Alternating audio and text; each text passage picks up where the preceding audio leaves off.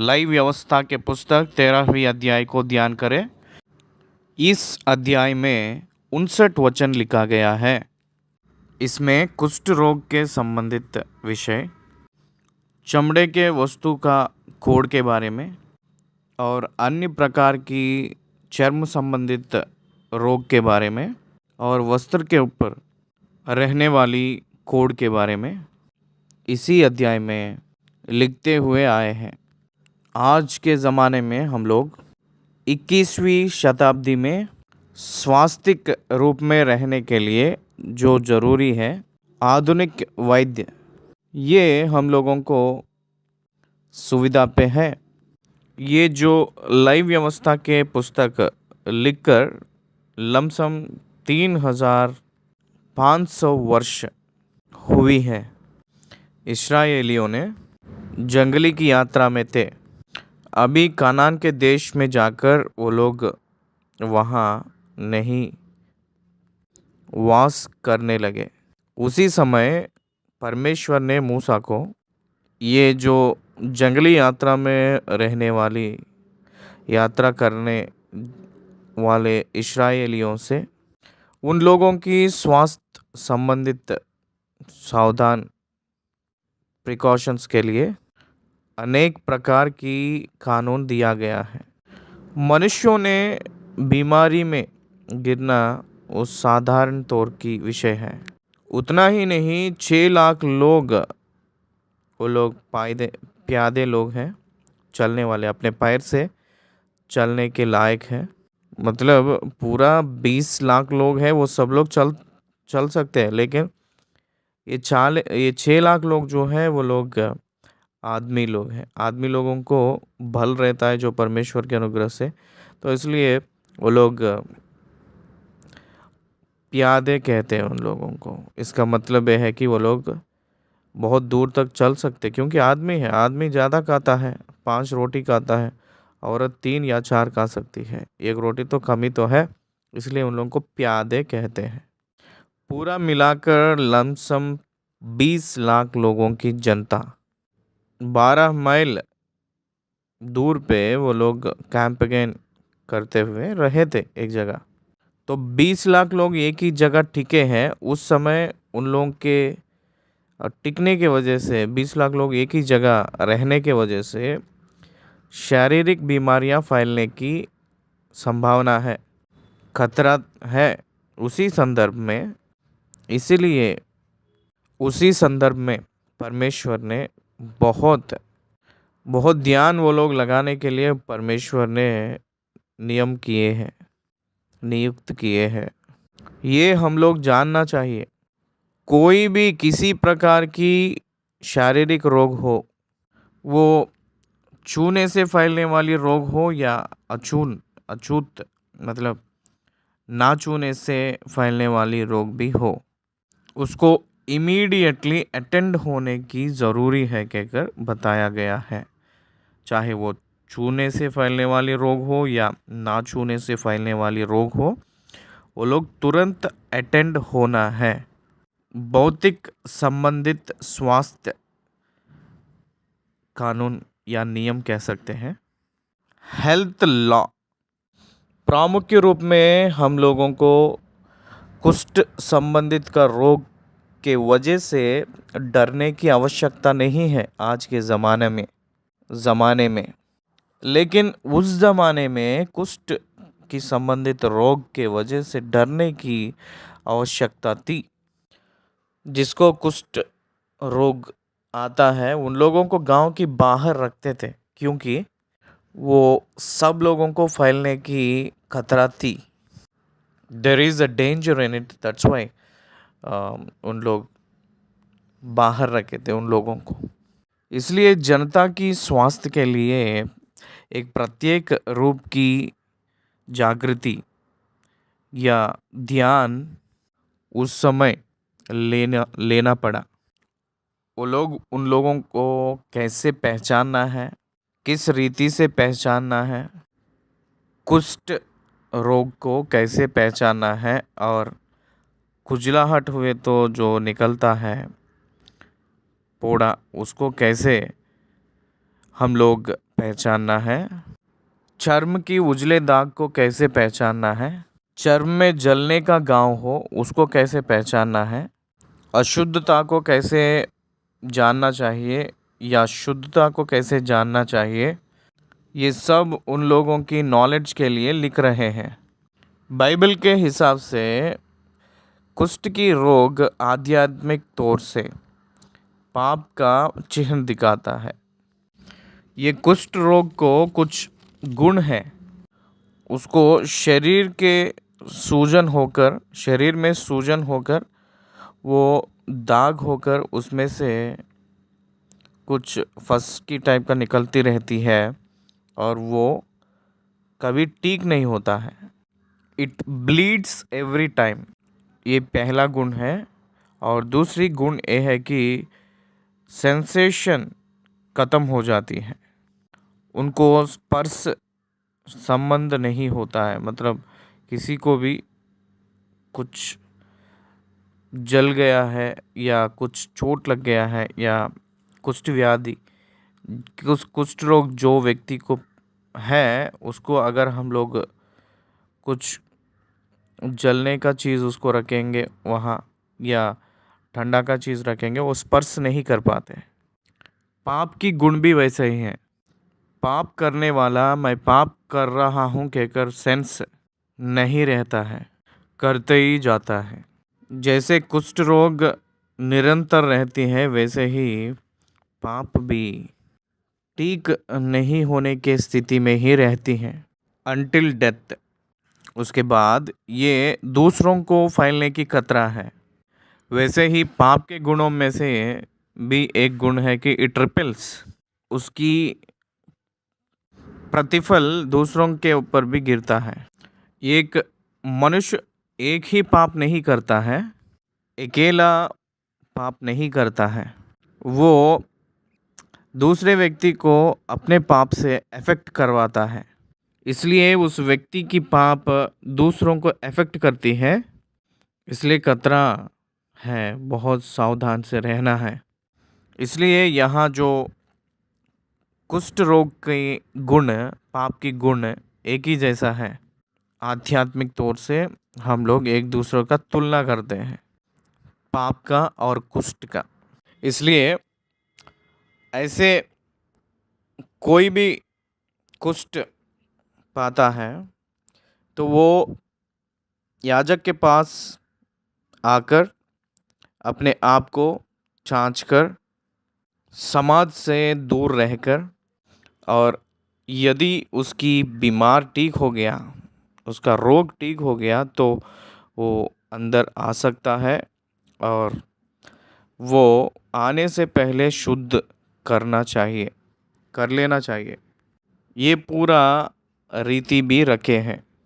वैसे ही आध्यात्मिक रूप में रहे तो भी पाप है कहकर पता चला, अपनी प्रधान याजक यीशु मसीह के पास आना है।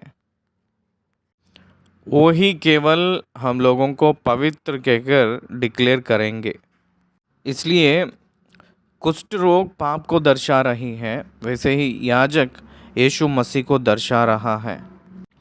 उसको समाज में दूर रहने से, दूसरे लोगों को फैलाने के लिए वो दूर रहना अच्छी बात है, दूर रहना उत्तम बात है।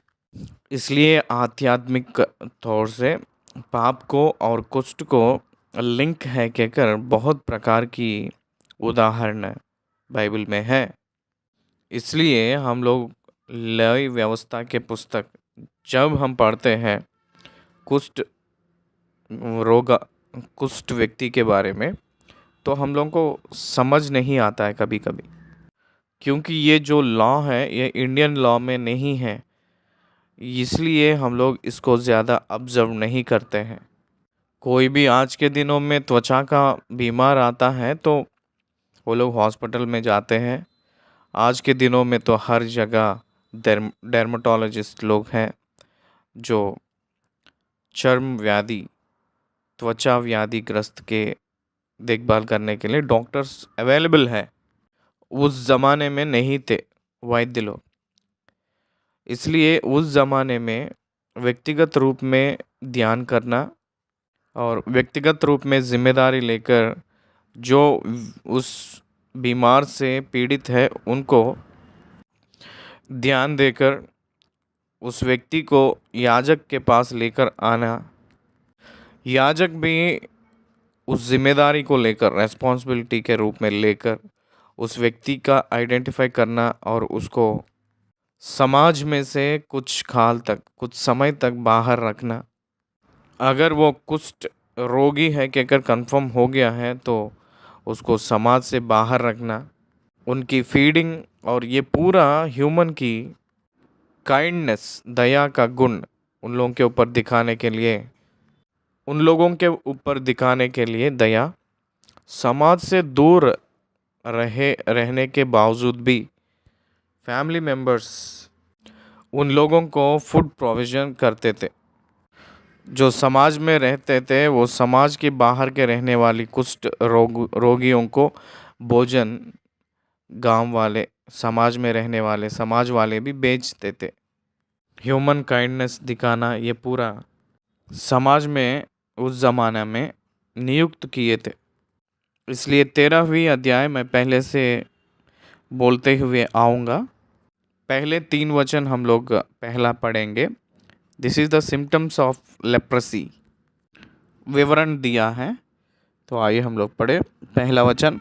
फिर यहोवा ने मूसा और हारून से कहा, जब किसी मनुष्य के शरीर के चर्म में सूजन या पफड़ी या दाग हो और इससे इसके चर्म में कोढ़ की व्याधि सा कुछ दिखाई पड़े, तो उसे हारून याजक के पास या उसके पुत्र जो याजक हैं उनमें से किसी के पास ले जाए।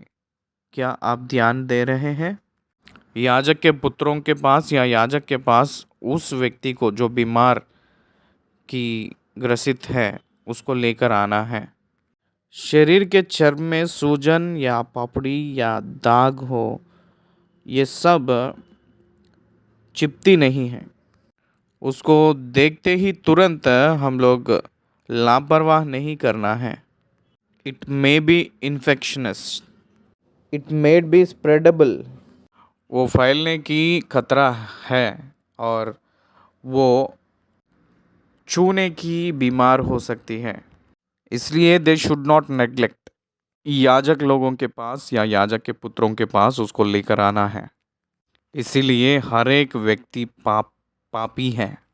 हर एक व्यक्ति उसके पाप के निमित्त वो अपने खुद के लिए कुछ नहीं कर पाएगा। इसलिए यीशु मसीह प्रभु ने के पास आना है।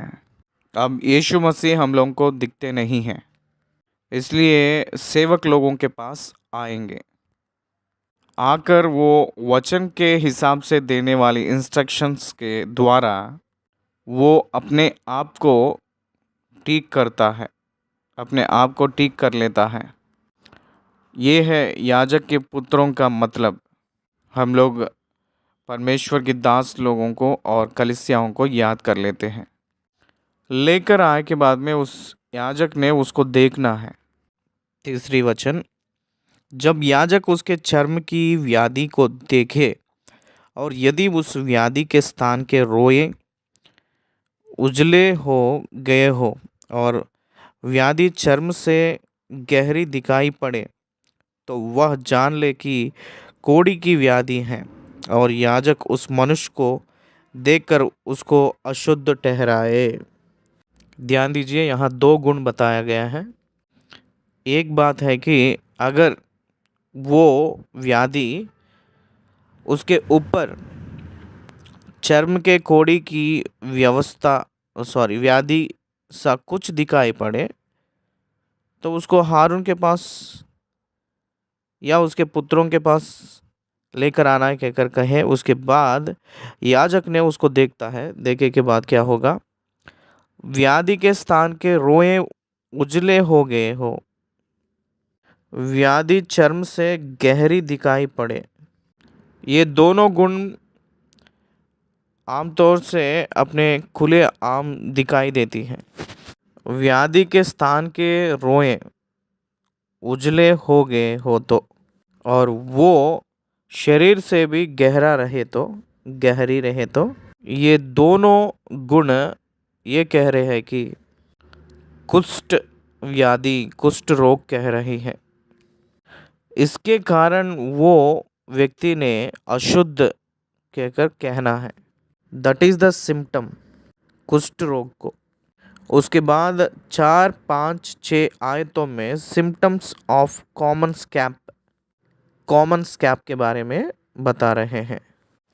चौथी वचन, पर यदि वह दाग उसके चर्म में उजला तो हो, परंतु चर्म से गहरा ना देख पड़े और ना वह के रोए उजले हो गए हो, तो याजक उसको 7 दिन तक बंद कर रखे। ऑब्जर्वेशन पीरियड कहते हैं। 7 दिन हो गए के बाद याजक के पास लेकर आना है। 5वीं वचन, और 7वें दिन याजक उसको देखे, और यदि वह व्याधि जैसे कि तैसी बनी रहे और उसके चर्म में ना फैली हो, तो याजक उसको और भी 7 दिन तक बंद कर रखे। याजक ने उसको क्वारंटाइन करना है। 7 दिन तक ठीक नहीं हुई है तो याजक देखा है कि और कहीं शरीर में नहीं फैला है, तो उसको और 7 दिन क्वारंटाइन में रखना है। इस पैंडमिक टाइम में, कोविड के टाइम में, हम सब लोग जानते हैं कि क्वारंटाइन करना, इसका मतलब अपने घर से बाहर रखना है, अलग करना है, अलग से रखना है, दूसरों से वो मिलना नहीं। ये कोरोना के जैसे हमारे जो ज़माने में, हमारे पीरियड में जो लोग हैं उन लोगों को ठीक से समझ आ रही है। कोरोना की बीमार को देखकर डर के नाते वो जिसको होती है वो लोग आइसोलेट हो रहे हैं। 14 दिन दूसरी जगह पे जाकर वहीं रहने लगे। घर पे दूसरे कमरे में जाकर उसी में रह रहे हैं। ये भी वैसे ही है, क्योंकि दूसरों को फैलने की खतरा है, इसलिए इस रीति से आइसोलेशन, होम आइसोलेशन में रहना है, बंद रखना है, ऑब्जर्वेशन करना है। दूसरी बार 7 दिन ख़त्म हुए के बाद और उसके चर्म में ना फैली हो, तो याजक उसको और भी 7 दिन तक बंद कर रखे। और 7वें दिन याजक उसको फिर देखे, और यदि देख पड़े कि व्याधि की चमक कम है और व्याधि चर्म पर फैली ना हो, तो याजक उसको शुद्ध ठहराए, क्योंकि उसके तो चर्म में फफड़ी है और वह अपने वस्त्र धोकर शुद्ध हो जाए। कुष्ठ रोग का गुण फैलती है, लेकिन चर्म में फफड़ी जो है वो फैलती नहीं है। इसलिए अगर हम गौर से ध्यान देंगे तो 4वीं वचन से लेकर 6वीं वचन तक क्या कह रहा है। पर यदि वह दाग उसके चर्म में उजला हो,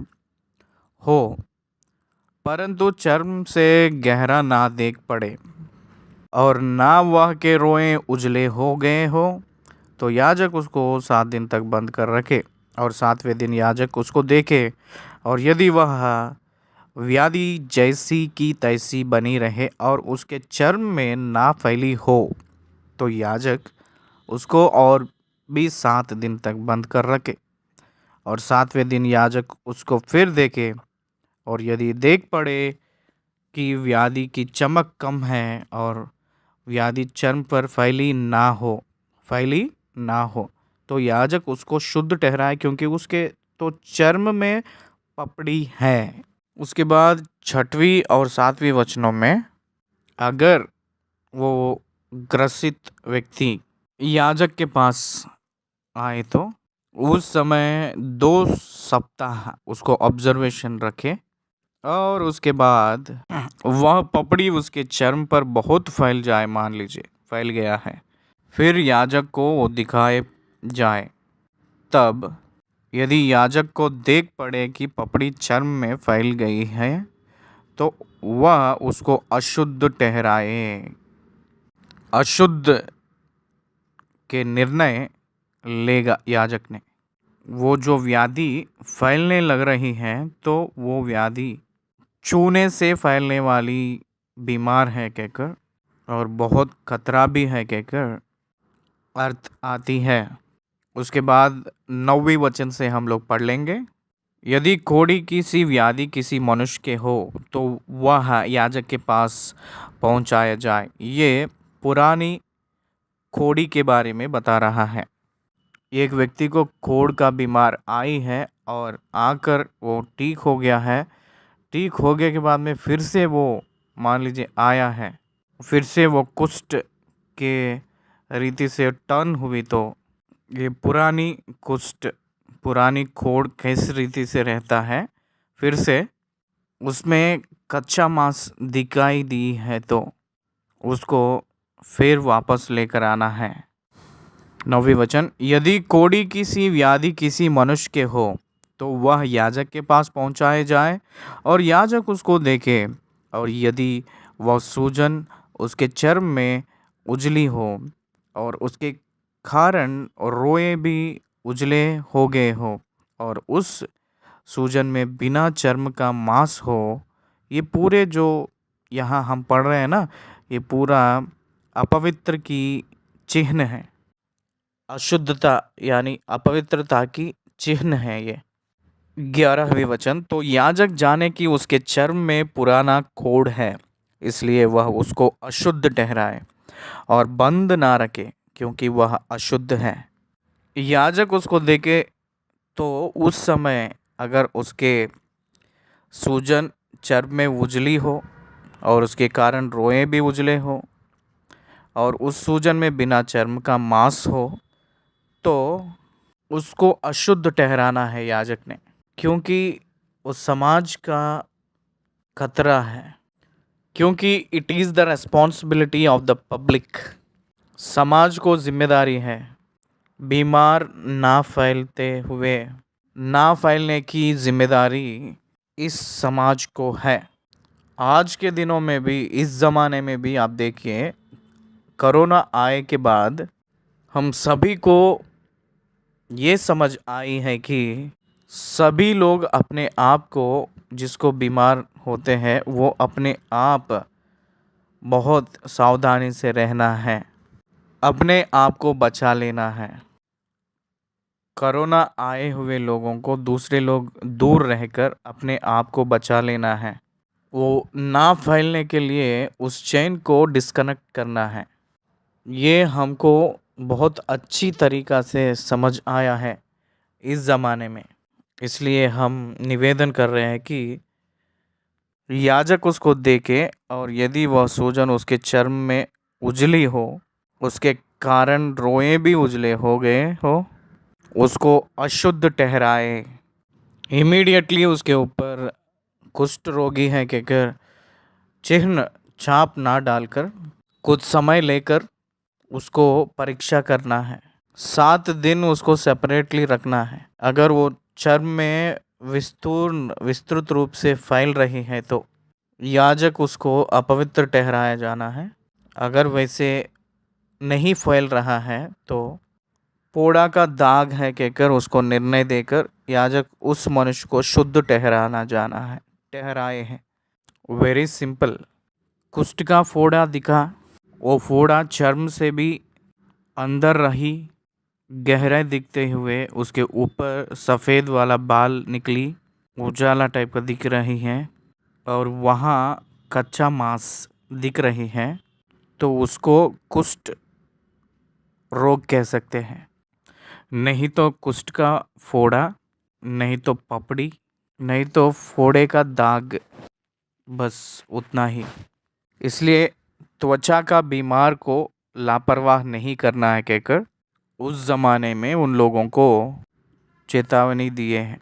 उसके बाद 24वीं वचन से लेकर 28 वचन तक लिखा हुआ वचन की बात देखे। फिर यदि किसी के चर्म में जलने का घाव हो और उस जलने के घाव में चर्महीन दाग लाली लिए हुए उजाला या उजाला ही हो जाए तो याजक उसको देखे, और यदि उस दाग में के रोए उजले हो गए हो और वह चर्म से गहरा दिखाई पड़े तो वह कोढ़ है जो उस जलने के दाग में से फूट निकला है। याजक उस मनुष्य को अशुद्ध ठहराए। ये पूरा अपवित्रताई का सिम्टम्स है, क्योंकि उसमें कोढ़ की व्याधि है। पर यदि याजक देखे कि दाग में उजले रोए नहीं और ना वह चर्म से कुछ गहरा है और उसकी चमक कम हुई है, तो वह उसको 7 दिन तक बंद कर रखे, और 7वें दिन याजक उसको देखे, और यदि वह चर्म में फैल गई हो तो वह उस मनुष्य को अशुद्ध ठहराए, क्योंकि उसको कोढ़ की व्याधि है। परंतु यदि वह दाग चर्म में नहीं फैला और अपने स्थान ही पर जहाँ का तहाँ बना हो और उसकी चमक कम हुई हो, तो वह जल जाने के कारण सूजा हुआ है। याजक उस मनुष्य को शुद्ध ठहराए, क्योंकि वह दाग जल जाने के कारण से है। शायद आप ध्यान दिए हैं कि नहीं, लेकिन त्वचा की बीमार को और कुष्ठ की बीमारी को बहुत links, there are so many reasons है। उसके बाद so many kinds of reasons भी इसमें लिख रहे हैं। अब देखिए, अपने ज़माने में तो डर्मेटोलॉजिस्ट लोग हैं। इसका मतलब त्वचा की बीमार को संबंधित वैद्य, वो लोग त्वचा को, चर्म को देखकर बताते हैं ये क्या है। मेरे जान पहचान में एक रोगी व्यक्ति बहुत दिनों से पीड़ित हो रहा है। उस व्यक्ति को वैद्य के पास लेकर गया हूँ। लायंस क्लब में मेरे साथ सुब्बाराव कहकर एक डॉक्टर रहते थे, डर्मेटोलॉजिस्ट। उनके पास लेकर गया था, तो उस बीमार आने के वजह से निकला हुआ फोड़े से बर्दाश्त ना करते हुए, ना झेलते हुए, ना सहते हुए उसको फोड़ा कर दिया था, खुजला के। डॉक्टर ने उसको देखकर, ये बहुत छोटा सा बीमार है, इसको आप फोड़ा बना दिए हैं कहकर एक ऑइंटमेंट दिए थे, कुछ टैबलेट्स दिए थे। वो बहुत दिन तक पीड़ित थे उस स्थिति में। विथिन 1 वीक में वो कंप्लीट हील हो गए थे। इसलिए बहुत चर्म की व्याधियों को, त्वचा की बीमारों को वैद्य हैं। कुष्ठ को भगाने की जिम्मेदारी गवर्नमेंट ली है। कुष्ठ व्याधिग्रस्त लोगों को कॉलोनीज और घर वर सब कुछ बनाकर उन लोगों को खिलाने पिलाने पोषण पालन की है गवर्नमेंट ने। सामाजिक लोग भी इस कुष्ठ रोगी व्यक्तियों के ऊपर बहुत प्रेम दया दिखाए थे। उन लोगों के लिए जो भोजन और उन लोगों का पालन पोषण के लिए जो ज़रूरी है, और उन लोगों की बच्चों की एजुकेशन के बारे में भी ध्यान दिए हुए लोग बहुत लोग हैं। इसलिए कुछ लोग क्रिश्चियन मिशनरीज जो कुष्ठ व्याधिग्रस्त के लोगों को सांत्वना देते हुए उन लोगों को पीछे रहकर, उन लोगों के पीछे खड़े होकर उन लोग के लिए सपोर्ट किए थे बहुत क्रिश्चियन मिशनरीज ने। क्यों ये कह रहे हैं? क्योंकि ये कुष्ठ रोग से बहुत लोग प्राचीन काल में, पुराना काल में सफ़र हुए थे। बहुत लोग पाप करने के वजह से ये कुष्ठ का बीमार आती है कहकर सोचते हैं। नहीं, पाप के वजह से आती है ये बीमार कहकर जो सोच है वो गलत है। वो शरीर में रहने वाली स्थिति गति के वजह से आई हुई बीमार है वो। परंतु पाप करने के वजह से ये कुष्ठ का व्याधि उसको फैला है कहकर नहीं सोचना। पाप करने के वजह से ही ये कुष्ठ का बीमार आया है कहकर अगर हम कहेंगे तो सारे दुनिया में पापी ही लोग हैं, हम सब पापी हैं, तो हम सब लोग कुष्ठ की बीमार से रहना चाहिए। लेकिन उस रीति के जैसा नहीं है। ये ना फैलकर समाज की स्वास्थ्य की भद्रता सुरक्षा के लिए ये सारे बातें उस ज़माने में यीशु मसीह ने मूसा को दिए थे।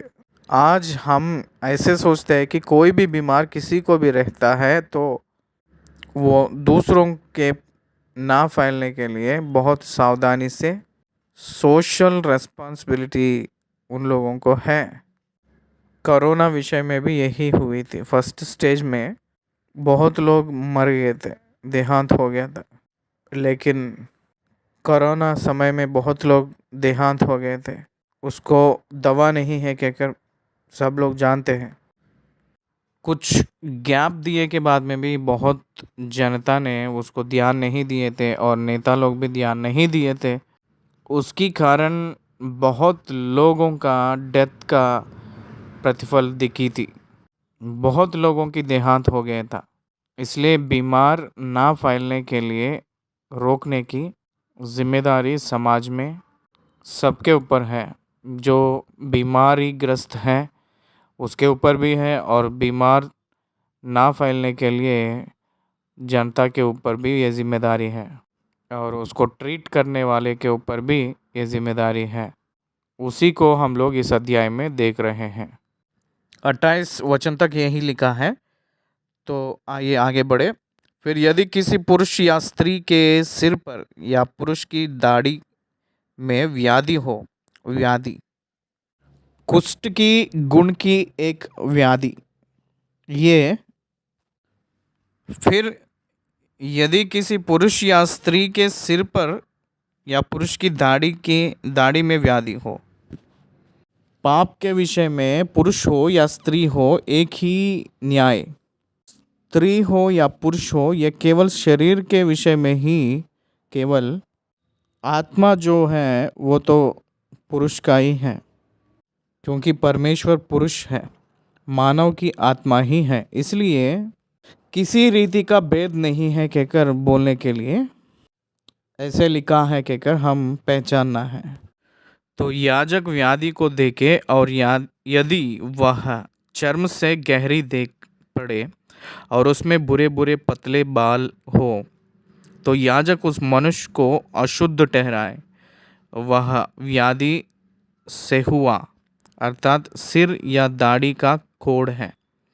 और यदि याजक से हुए की व्याधि को देखे कि वह चर्म से गहरी नहीं है और उसमें काले काले बाल नहीं हैं, तो वह सेहुए के रोगी को 7 दिन तक बंद कर रखे और 7वें दिन याजक व्याधि को देखे। तब यदि वह सेहुए फैला ना हो और उसमें बुरे बुरे बाल ना हो और सेहुआ चर्म से गहरा ना देख पड़े तो यह मनुष्य मुंडा तो जाए, परंतु जहाँ सेहुए हो वहाँ ना मुंडा जाए। और याजक उसे सेहुए वाले को और भी 7 दिन तक बंद करे। और 7वें दिन याजक सेहुए को देखे और यदि वह सेहुआ चर्म में फैला ना हो और चर्म से गहरा ना देख पड़े तो याजक उस मनुष्य को शुद्ध ठहराए और वह अपने वस्त्र धो के शुद्ध ठहरे। अगर इसी को हम लोग आध्यात्मिक ओर से देखेंगे तो एक व्यक्ति पापी ठहरे, वो पापी है कहकर पहचानेंगे तो वो अपने आप पश्चाताप से प्रभु के पास आकर उसकी पाप को छोड़ने के लिए अगर वो मन में ठान लिया तो विश्वास के वजह से वो पवित्र ठहरेगा। उसकी वस्त्र को धोना, इसका मतलब वो अपने अपने कार्य को धो लेना है, पवित्र कर लेना है। उद्धार पाया हुआ हर एक व्यक्ति ने अपने पाप के वजह से पश्चाताप करना ही नहीं, उस कार्यों को भी विसर्जन करना है। अपना शरीर की अपवित्रता की जो गंदगी है वो पूरा ना छूने का अपने शरीर को परमेश्वर को सौंपना है। उसी अर्थ आने के लिए यहाँ इस रीति की प्रत्येकता यहाँ दिख रही है। 35वीं वचन, पर यदि उसके शुद्ध ठहरने के पश्चात सेहुआ चर्म में कुछ भी फैले तो याजक उसको देखे, और यदि वह चर्म में फैला हो तो याजक बुरे बुरे बाल ढूंढे, क्योंकि वह मनुष्य अशुद्ध है। अगर ऐसे इसी रीति से अगर वो दिखेगा तो अशुद्ध कहकर कहना है। परंतु यदि उसकी दृष्टि में वह सेहुआ जैसे का तैसा बना हो और उसमें काले काले बाल जमे हो तो वह जाने की सेहुआ चंगा हो गया है और वह मनुष्य शुद्ध है, याजक उसको शुद्ध ही ठहराए। देखिए वो ड्राई स्केल होता है, डिफरेंट डिफरेंट ट्रीटमेंट्स, ये पूरा। अगर वो सेहुए नहीं फैल रही हैं तो वो शुद्ध है कहकर पता चल रही है। वो सेहुए अगर फैल रही हैं तो वो अपवित्र कहकर पता चल रही है। ठीक हो गया है तो वो चंगा हो गया है तो वो पवित्र कहकर शुद्ध कहकर पता चल रही है। इसलिए यहाँ व्यक्ति से कुछ निमित्त नहीं है, बीमार से ही निमित्त है। व्यक्ति कॉमन है, यहाँ स्त्री हो या पुरुष हो, कॉमन कोई भी हो सकता है वो व्यक्ति, लेकिन उसको जो है वो बीमार के वजह से दूसरे लोग अफेक्ट ना होकर ध्यान देना है। उसके बाद 38 और 29 वचनों में फ्रिग्रेल्स कहते हैं, इसका मतलब सफ़ेद सफ़ेद धागे। 38 वचन में, फिर यदि किसी पुरुष या स्त्री के चर्म में उजाले दाग हो तो याजक देखे, और यदि उसके चर्म में वे दाग कम उजाले हो तो वह जाने कि उसको चर्म में निकली हुई दाद ही है, वह मनुष्य शुद्ध ठहरे। ये जो दाद है वो एक्सटेंड नहीं हो रहा है। त्वचा बीमारियों की वैद्यों के पास जब जाएंगे तो उस दांत के चारों तरफ गोल गोल एक स्केच पेन से राउंड लगाते हैं डॉक्टर्स ने। 2 दिन के बाद देखेंगे तो वो जो दाद फैली है तो फूलती है, नहीं तो फैलती है। अगर फैली तो वो राउंड स्केच मार्क को पार करके बाहर निकलती है तो वो इन्फेक्शनस कहते हैं, ऐसे पहचानते हैं। यहाँ भी वही बता रहा है, यहाँ भी वही बता रहा है। और यदि उसके चर्म में वे दाग कम उजाले हो तो वह जाने कि उसको चर्म में निकली हुई दाद ही हैं, वह शुद्ध ठहरे। 40वीं वचन में बाल्ड हेड गंजापन के व्यक्ति के बारे में लिख रहे हैं। इसका मतलब बाल्ड हेड वो एक छूने से फैलने वाली बीमार नहीं है, वो छुएगा तो दूसरों को फैलने वाली बीमार नहीं है। इसका मतलब बाल उखड़ना, बाल जड़ना, बाल जड़कर सर पूरा काली होना, अत्यधिकता में पुरुष में ये देखते हैं हम लोग। 40वीं वचन, फिर जिसके सिर के बाल जड़ गए हो तो जानना कि वह जंदुला तो है परंतु शुद्ध है। जंदुला अपवित्रता ही, अशुद्धता ही नहीं, छूने से फैलने वाली नहीं, इसलिए वो पवित्र है। ध्यान दीजिए कितना कीन ऑब्जर्वेशन है। दाद हो, दब्बा हो या कुष्ठ हो या कुछ भी हो, सोहुए हो, सेमहुए हो, ध्यान दीजिए कितना कीन ऑब्जर्वेशन है। उस ज़माने में सोशल रेस्पॉन्सिबिलिटी, समाज के ऊपर जिम्मेदारी, इसलिए याजक के पास वो आना है या दूसरा व्यक्ति उसको लेकर आना है, ऐसे वो लोग करते थे। 42 वचन से लेकर 44 वचन तक कुष्ठ की व्याधि के बारे में बता रहे हैं। और जिसके सिर के आगे के बाल जड़ गए हो तो वह माते का जंदुला तो है परंतु शुद्ध है। परंतु यदि जंदुले सिर पर या जंदुले माथे पर लाली लिए हुए उजली व्याधि हो तो जानना कि वह उसके जंदुले सिर या चंदुले चंदुले माथे पर निकला हुआ कोढ़ है। जड़ने का चंदुला ठीक है, लेकिन उस चंदुले के ऊपर कुष्ठ आएगा तो वो कुष्ठ के हिसाब से ही निर्णय किया जाएगा। याजक उसको देखे और यदि व्याधि की सूजन उसके चंदुले सिर या चंदुले माथे पर ऐसी लाली लिए हुए उजली हो जैसा चर्म के कोड़ में होता है, तो वह मनुष्य कोढ़ी है और अशुद्ध है, और याजक उसको अवश्य अशुद्ध ठहराए, क्योंकि वह व्याधि उसके सिर पर है। उसकी कुष्ठ उसके माथे पे, उसके सर पे है कहकर कह रहा है। साधारण तौर से कुष्ठ व्याधि ग्रस्त लोग को हम लोग हाथ पैर देखते हैं, हाथ खा लेते हैं, सेंस नहीं रहता, चर्म उकड़ती है। पैर भी देखिए, उंगलियां पूरा उकड़ जाते हैं, सेंस नहीं रहता है। लेकिन ई कुष्ठ सर पे आती है। ये एक प्रकार की कुष्ठ की व्याधि है। 44 वचन तक इस कुष्ठ के बारे में बताए थे। उसके बाद 45 वचन से 46 वचन तक उस व्याधिग्रस्त के व्यक्ति को क्या करना है बताए थे। समाज से दूर रखना है, छावनी से दूर रखना है। छावनी मतलब निवास रहने वाली स्थान, उससे वो उसको बाहर भेजना है। पढ़ रहा हूँ, ध्यान दीजिए। जिससे वह व्याधि हो, उस खोड़ी के वस्त्र फटे और सिर के बाल बिखरे रहें, और वह अपने ऊपर वाले होठ को डाफे हुए अशुद्ध अशुद्ध पुकारा करे।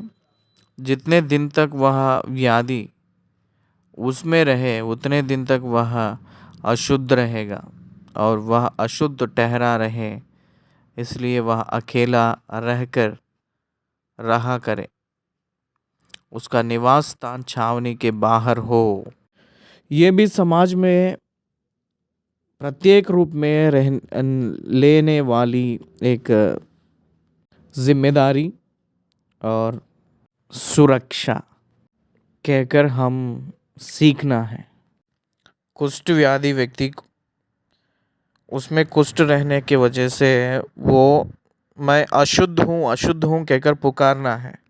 वो अपने आप को अशुद्ध हूँ कहकर वो चिल्लाना है। वैसे अशुद्ध कहकर चिल्लाएंगे तो दूसरे लोग वहाँ से भाग जाएंगे। आज भी कुष्ठ व्यक्ति को कोई भी छूता नहीं है, और कुष्ठ व्यक्ति कहीं दिखेगा तो दूर से भाग जाते हैं। ये उसकी ज़माने की बात है, लेकिन आज देखिए, आज वो व्याधि ख़त्म हो चुकी है। कुष्ठ बीमार के लिए दवा है, एक बड़ी सी हॉस्पिटल ही है इस व्याधिग्रस्त के लोगों के लिए रहता था।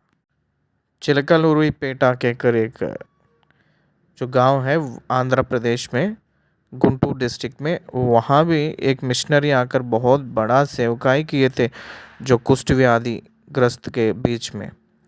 और क्रिश्चियंस लोग, बहुत लोग कुष्ठ व्याधिग्रस्त लोगों को बहुत हॉस्पिटैलिटी, बहुत मदद किए थे। समाज से दूर रहना है। वो लोग भी ह्यूमन बीइंग्स ही तो हैं, वो लोग भी इंसान ही तो हैं, इसलिए वो लोग को दूर रखते थे। दूर इसलिए रखते हैं कि वो लोग छुटकारा पाने के लिए, ना कि उन लोगों को अलग करके करे। उस विषय के लिए जो भी ज़रूरत है, सारे गवर्नमेंट लोग कोशिश किए थे कि उसको ठीक करने। आश्चर्य लगता है आज भी कुछ लोग व्याधिग्रस्त से पीड़ित होने वाले बेगर्स के रूप में, वो लोग बाज़ारों में जाते वक्त बहुत लोग उन लोगों को मदद करते हैं, स्ट्रीट्स में जब जाते वक्त।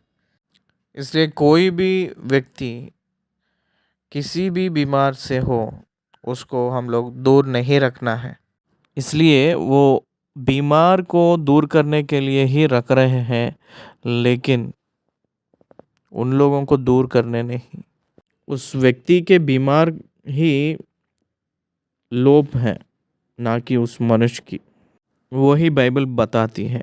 उसके बाद हम लोग 47 वचन से लेकर 59 वचन तक वस्त्र के ऊपर रहने वाली कुष्ठ के बारे में यहाँ लिखा गया। वस्त्र का कुष्ठ क्या है, कितना ध्यान दिए हैं वो लोग, ध्यान से देखिएगा।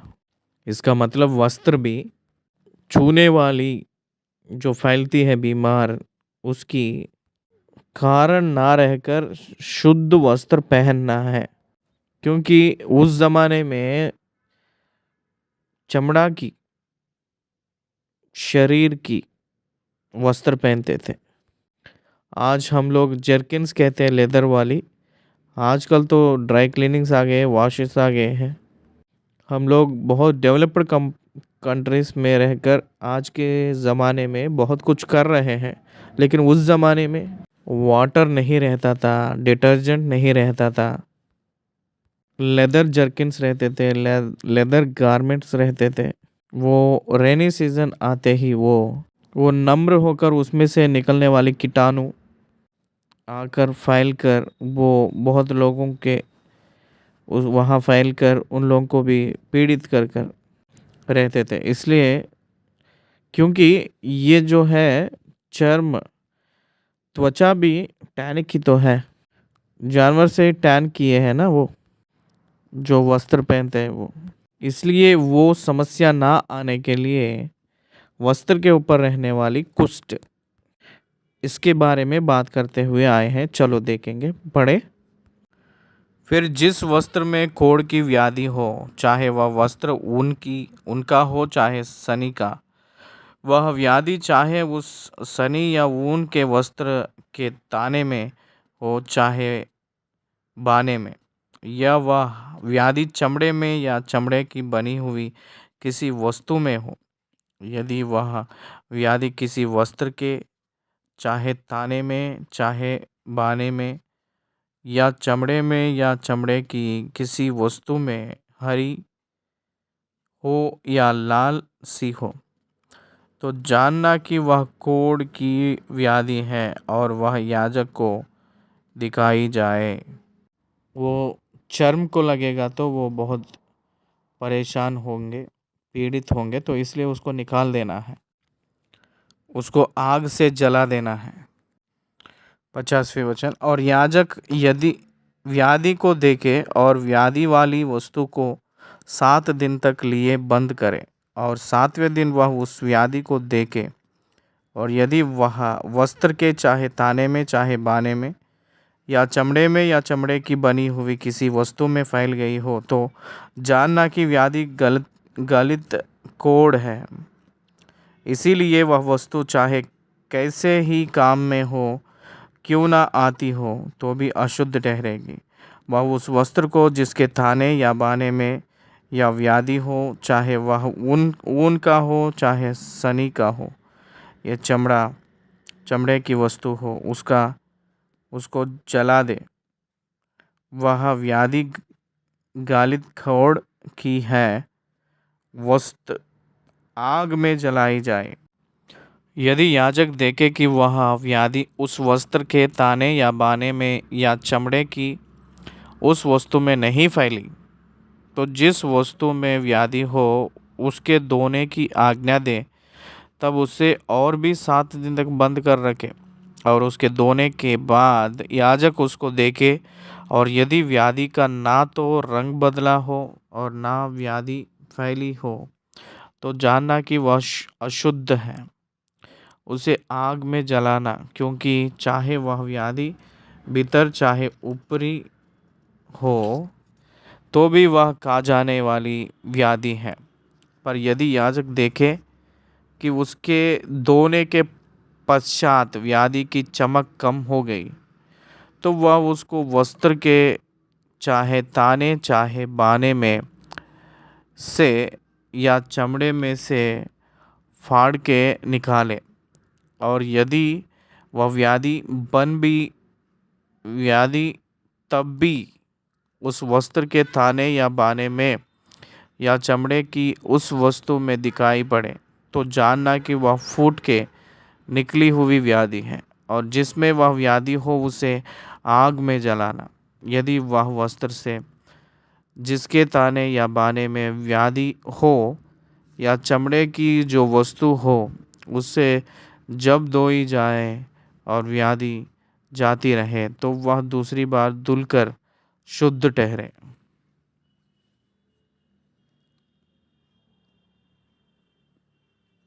अगर वो पैचेस ख़त्म हो गया है, बैक्टीरियल पैचेस चले गया है, दोबारा फिर उसको धोना है। पहली बार धोकर एक सप्ताह तक रखे के बाद वो सूख गए के बाद में उसके वस्त्र दोबारा उसको धोना है। कि अगर मूसा ने कह रहा था तो मूसा को परमेश्वर ने कह रहे हैं, प्रजा को भी मूसा ने कह रहा है। ये पूरा हम सीखे हैं। कुष्ठ व्याधिग्रस्त के बारे में इतना हम सीखे हैं। लेंथी चैप्टर लिखे हैं, 59 वचन 13वीं वचन में लिखा है। ऊन या सनी 59 वचन, ऊन या सनी के वस्त्र में के ताने या बाने में या चमड़े की किसी वस्तु में जो खोड़ की व्याधि हो उसके शुद्ध और अशुद्ध ठहराने की यही व्यवस्था है।